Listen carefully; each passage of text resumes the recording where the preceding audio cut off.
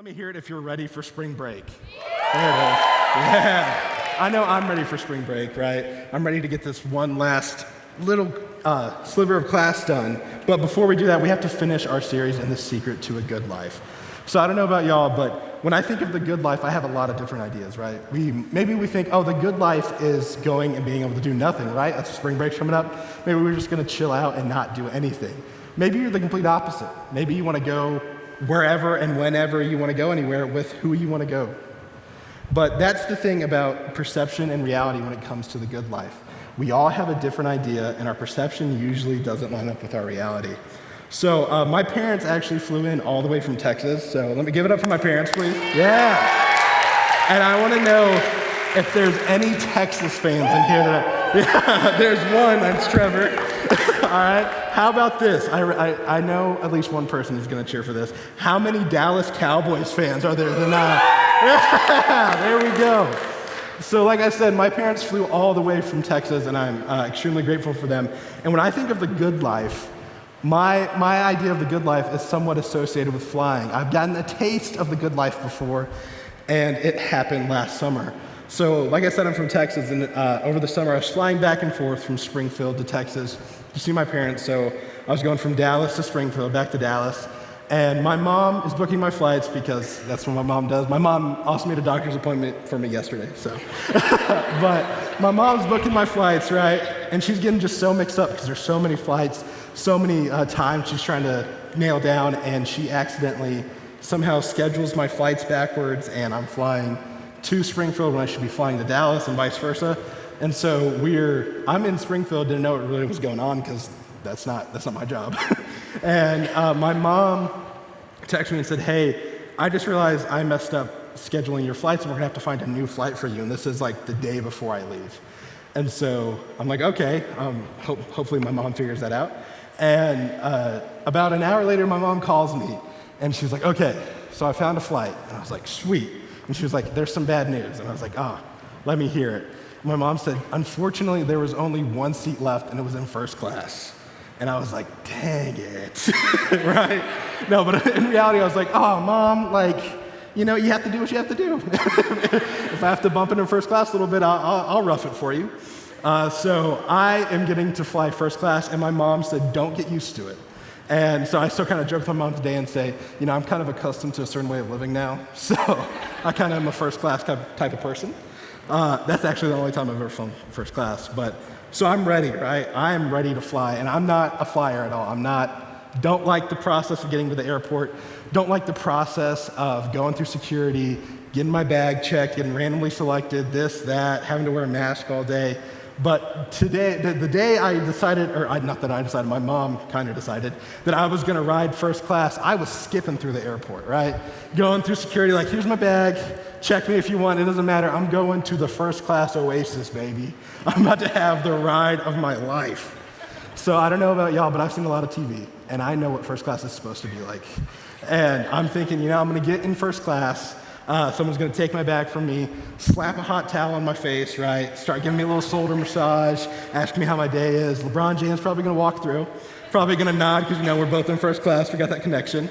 And at the end of it, someone has to be feeding me grapes. And so this is how I expected my first class experience to go. So I'm ready, right? Got my bags, walking to the plane, and I step into first class, and I'm like, oh, I'm ready for this. And I look at my seat, and my seat is a little bit bigger. And that's about it. So that is about all I got to experience with first class. And it's funny because that's how our idea of the good life kind of lines up with what we think. Our perception is not really reality. When we try to find the good life and try to support it by things that can't hold the weight of it, like places or people or things we want to do, it always crumbles, and we're always back where we started, seeking for another solution to the good life. So we cannot obtain the good life by ourselves. We have to find the good life in Jesus Christ. And so today, the aspect of having a good life that I want to talk to y'all about is forgiveness. And there's a quote by C.S. Lewis that kind of sums up what it's like to forgive. It says, we all agree that forgiveness is a beautiful idea until we have to practice it. So in other words, it's a lot easier said than done. It's a lot easier for me to point at Jared and be like, Jared needs to forgive, or my parents be like, my parents need to go to forgive. It's easy for me to point at you and say that you need to go to forgive somebody, but when the finger's pointed at me, it's a lot easier said than done. So, who better to learn about forgiveness through than Jesus Christ? So Jesus displayed the perfect act of forgiveness to us by dying on the cross. And so I'm going to look at that today, and we're going to focus on 3 questions. When did Jesus forgive? Did Jesus just forgive when it was convenient, when he wanted to? Second question is, who did Jesus forgive? Was it limited? Did Jesus forgive the people that he only thought were worthy of his forgiveness? And the last question I'm going to focus on is, how did Jesus forgive? How did he go about? What was his process? What was his actions? So that brings me to my first point. When did Jesus forgive? So I don't know about y'all, but when it comes to forgiveness, I am really guilty of thinking that I can't forgive somebody right now. I need to kind of dwell on it a little bit, get mad about it, overthink, stay up late, think about it, and go through this healing process because it's all too fresh right now, and then I'll start forgiving that person. And at the end of the day, that never really works. There's never a magical time I wake up and I'm like, all right, let's start forgiving. So here's the thing that I want y'all to focus on. Healing is not preceding forgiveness. Healing is found in the midst of forgiveness. Healing is a byproduct of choosing to forgive. So we're going to be in Luke 23 for the majority, starting at verse 32 for the majority of the time we're together. So while y'all flip there on your phones, or we're going to have them up on the screen too, this is Jesus being led to be crucified. Starting at verse 32, it says, 2 others who were criminals were led away to be put to death with him. And when they came to the place that is called the Skull, there they crucified him, and the criminals, one on his right and one on his left. And Jesus said, Father, forgive them, for they know not what they do.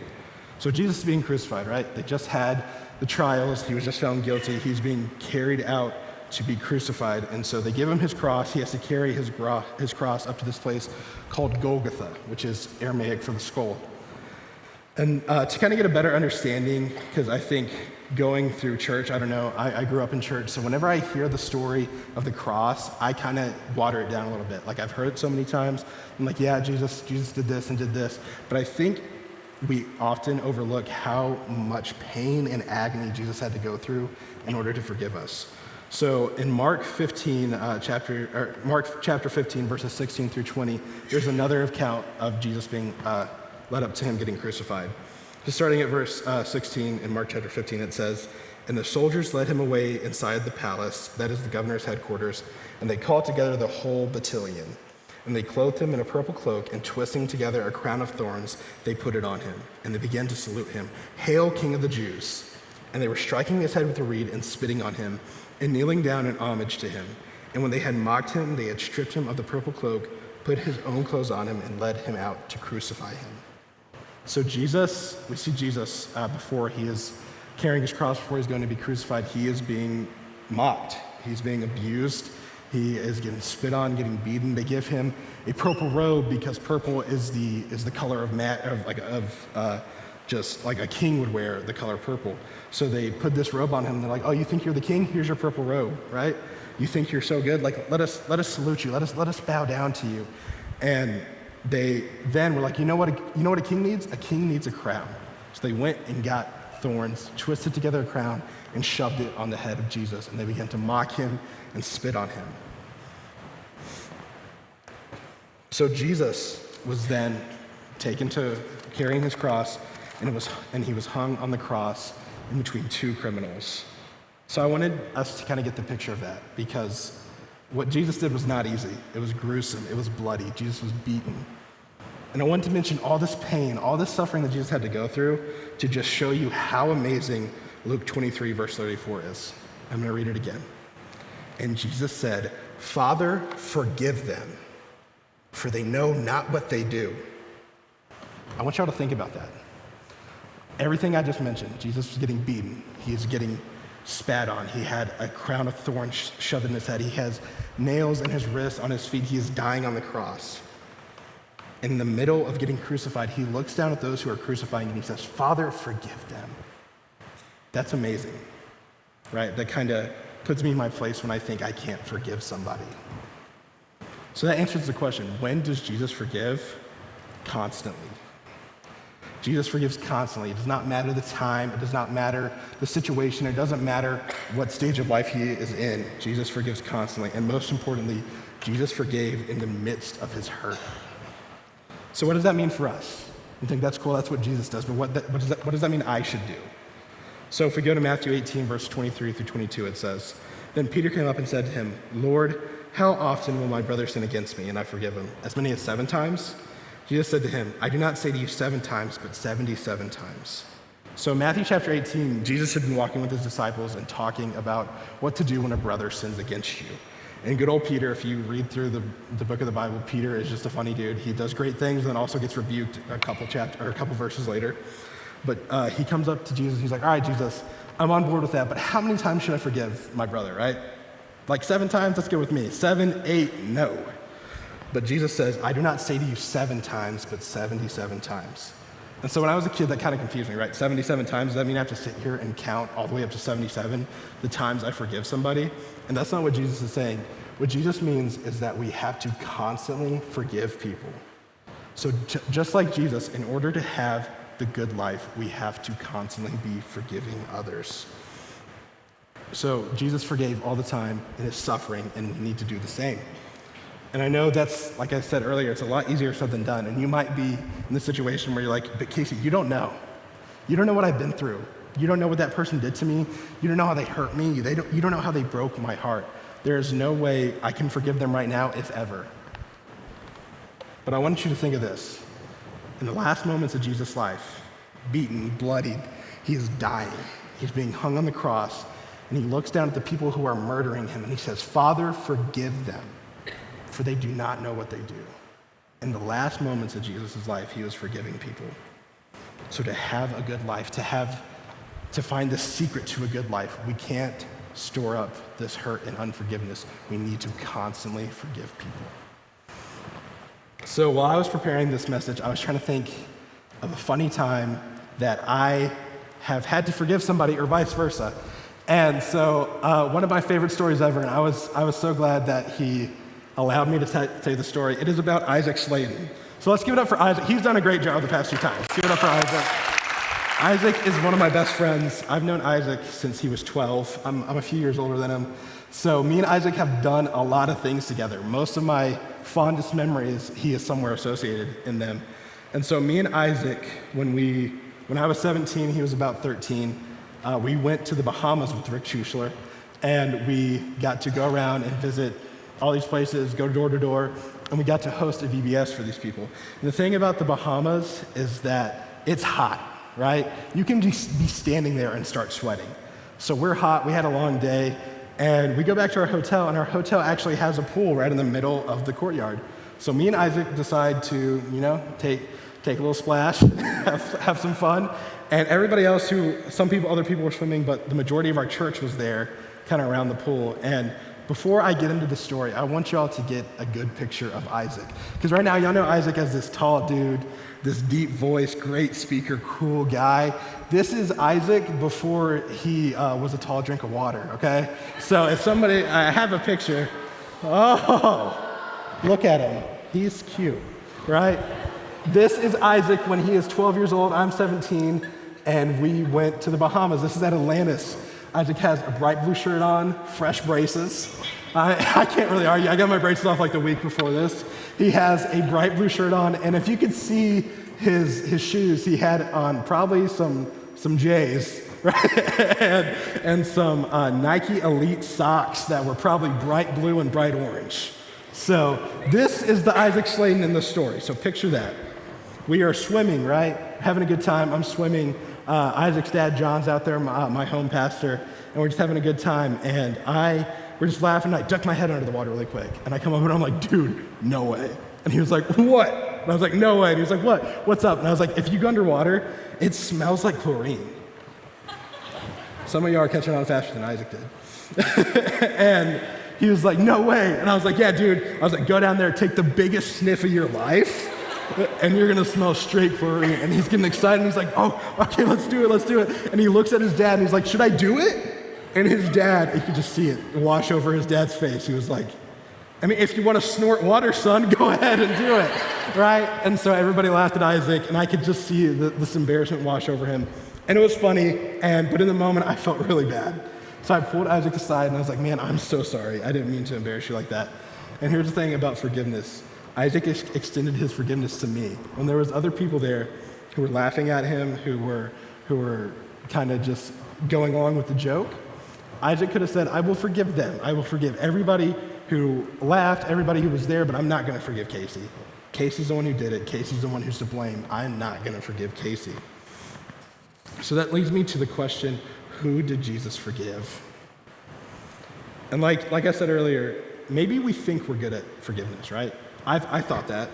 I have thought, I have no problem forgiving at all. There's just a few people that I have a problem forgiving. They just aren't lining up with what I think forgiveness is. So I know that I am much guiltier than this. Whenever I was preparing this lesson, I learned that I'm not as good at forgiving as I thought I was. I am good at saying it's okay. And I do this because I'm a very non-confrontational person. I want everybody to be happy. I want everybody to just be cool. I don't want to rock the boat. And I've used that phrase a lot in my life. It's okay, no big deal. I just don't want to rock the boat. And here's the thing. We can say it's okay and not truly forgive somebody and not rock the boat. The waters are calm, but beneath the surface, you're bubbling with bitterness. And eventually, that bitterness is going to come up, and you have to learn that the only way to deal with that is by true forgiveness. So we're going to look back at Luke 23, starting at verse 39. So starting at verse 39, it says, one of the criminals who were hanged railed at him, saying, "Are you not the Christ? Save yourself and us." The other rebuked him, saying, Do you not fear God, since you are under the same sentence of condemnation? And we indeed justly, for we are receiving the due reward for our deeds. But this man has done nothing wrong. And he said, Jesus, remember me when you come into your kingdom. And he said to him, Truly, truly, I say to you, today you will be with me in paradise. So Jesus is hanging on the cross between two criminals. That was mentioned earlier. And there's shouts, people are yelling at Jesus, spitting on him. And one of the criminals were like, you know what, I'm going to get in on this. Like, really, Jesus? You think you're the guy? You think you come to save us? You think you're the Son of God? Then save yourself. You're up here getting murdered, and you can't even save yourself. Save yourself and save us. So I want to focus on that and us part. The criminal did not care about who Jesus was. He did not care that Jesus was dying. He did not care if Jesus was being true about who he said he was. This guy just wanted not to die. And I got convicted by that because how often are we this criminal? How often do we say, Jesus, as long as you do something that benefits me, I'm all in. But the second you stop doing stuff for me, I am out. This is a beneficial relationship, Jesus, and it is very conditional. So the other criminal on the other side of Jesus, here's the other criminal talking trash to Jesus, rebuking him, yelling at him, and he stands up for Jesus. He says, do you not fear God, since you are under the same sentence of condemnation, and we indeed justly, for receiving the due reward of our deeds? But this man has done nothing wrong. And he said, Jesus, remember me when you come into your kingdom. Remember me. So this criminal is saying, Jesus, remember me, forgive me, despite what I've done. And the only way that we can get to Jesus is through forgiveness. Jesus forgave a criminal who was on the cross, who in his own words was receiving the punishment that he deserved. So this answers the question, who did Jesus forgive? Jesus forgave everyone. So in Ephesians chapter 2, it says, starting at verse 1, and you were dead in the trespasses and sins in which you once walked, following the courses of this world, following the prince of the power of the air, the spirit that is now at work in the sons of disobedience, among whom we all once lived in the passions of our flesh, carrying out the desires of the body and the mind, and were by nature children of wrath, like the rest of mankind. But God, being rich in mercy, because of the great love in which he loved us, even when we were dead in our trespasses, made us alive together with Christ. By grace you have been saved. So Jesus forgave us when we were still sinners. And I think we often overlook that. Jesus forgave us when we were enemies against him. Jesus forgave those who were crucifying him. Jesus forgave us when we chased everything but him, right? And it might go back to this thing like, okay, Jesus forgave everybody, but Casey, you don't know what this person did to me. You don't know how bad they hurt me. My heart's broken. It still affects me to this day, and there's no way I can forgive this person. They don't deserve my forgiveness. I've caught myself saying that before. And I want y'all to listen to this. Speaking from my point of view, I am a broken person. I'm a sinner who has done some really bad things. And I don't deserve forgiveness, but I still got it. So how dare I have the audacity to say that someone doesn't deserve my forgiveness when I didn't deserve Christ's forgiveness? In order to have a good life, we have to extend forgiveness to everybody. So this leads me into my last point, my last question. How did Jesus forgive? So I know a lot of you have probably heard and used this word. I've used this word a lot, toxic. Toxic has become a very popular word in our generation, right? Something you don't like, something that's not really benefiting you that well, toxic, you know? That coworker that just talks a little bit too much, toxic, right? That teacher that has the audacity to assign you homework, toxic, right? The word toxic is starting to become toxic. And toxic is this way of thinking, that thing's toxic, I'm cutting it off from my life. There's no need for me to forgive. There's no need for me to even bother with that person. I'm just going to cut them out of my life, cut that thing, and go about my life. And that is a very self-centered way of thinking. And I don't want you to hear what I'm not saying. There are people in your life you have to take a step back from sometimes. There are people in your life you have to distance yourself from in order to better yourself, to better them. But we can forgive people from afar. So I know that I have kind of gotten in this idea of, well, I'm not going to forgive somebody because the majority of the blame is on them, right? I might have done a little bit, but they took it way out of proportion.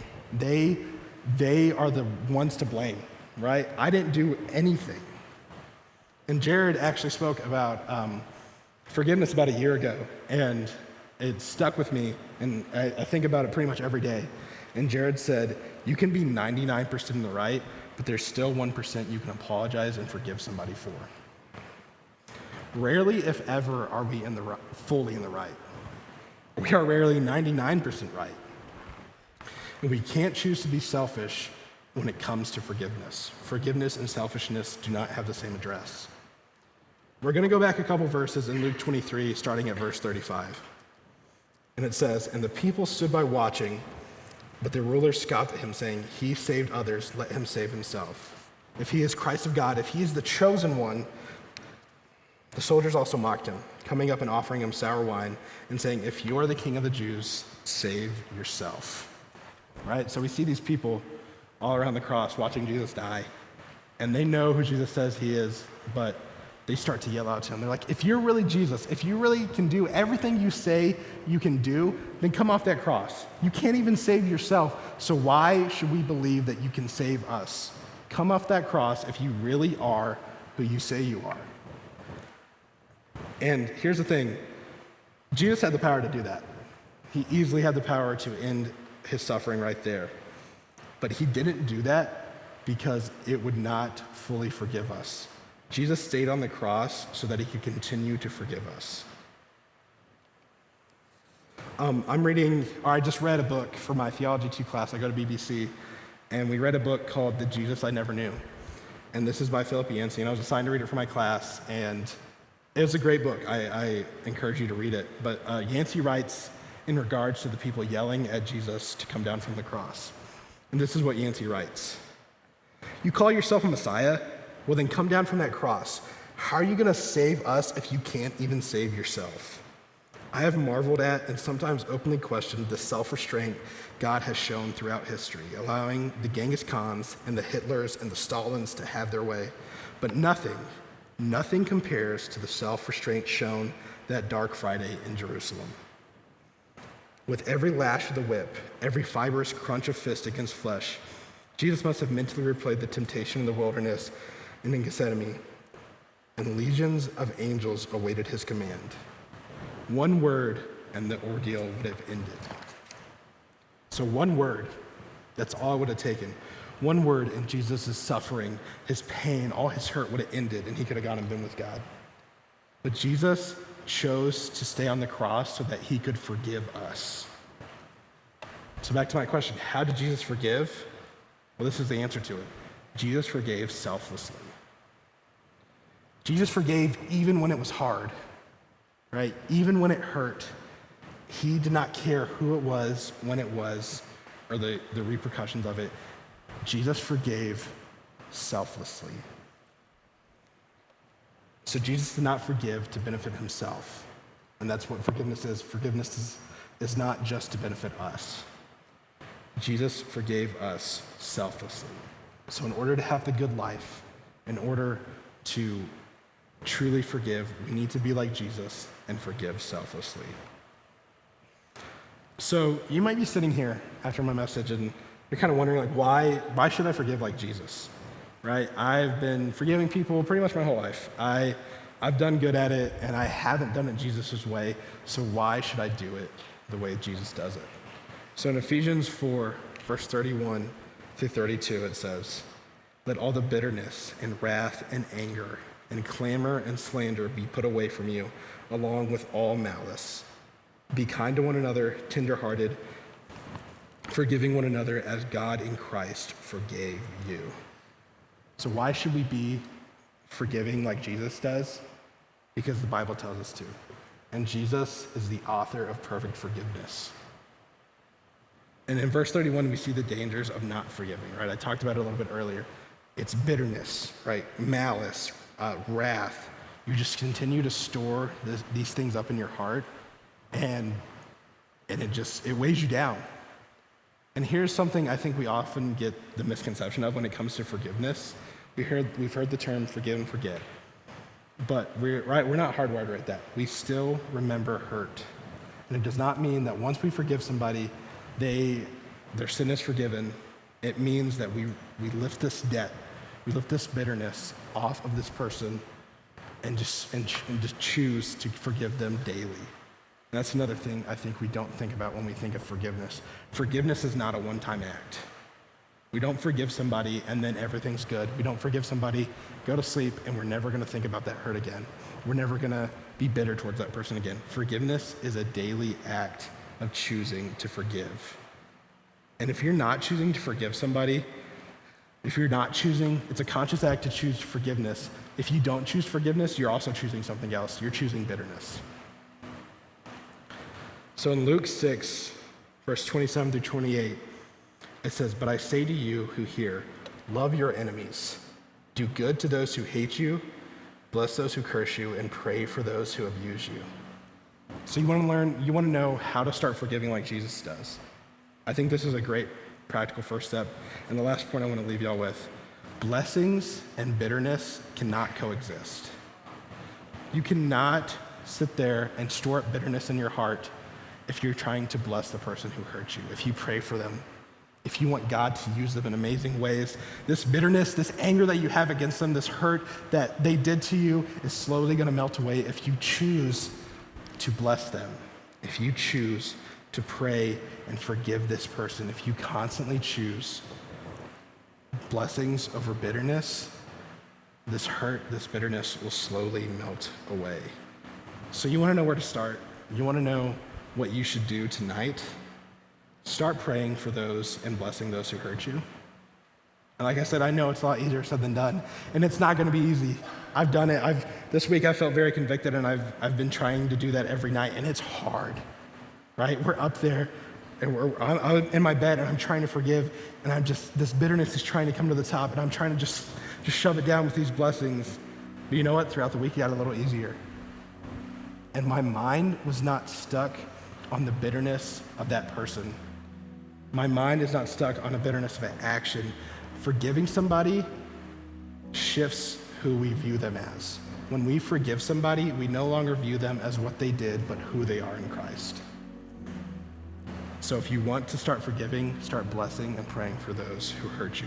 In order to have the good life, the secret to the good life is to start forgiving people. So can you go ahead and bow your heads as I start to close? There's going to be a time of response. So if you're a Christian in the room tonight, like I said earlier, forgiveness is a lot easier said than done. And maybe you've thought, I'm pretty good, right? I'm pretty good at forgiveness. But throughout this message, you realized, maybe I'm not so good at forgiveness. Because this bitterness and this wrath and this anger is just eating away at your heart. I challenge you with this. Start blessing those who hurt you. Whoever you were thinking about during this message, whatever you were dwelling on, and whatever is just weighing on your heart, whatever area, person, thing you need to forgive, do it. Don't wait. Healing is the byproduct of forgiveness. Start forgiving tonight. And if you're not a believer in here, if this is the first time you really heard about Jesus' forgiveness, what he's done on the cross, if you don't really know this whole church thing, you just checked it out because a friend invited you, I want to talk to you tonight. Maybe you're sitting here thinking about forgiveness and you're hearing that Jesus forgave all of us.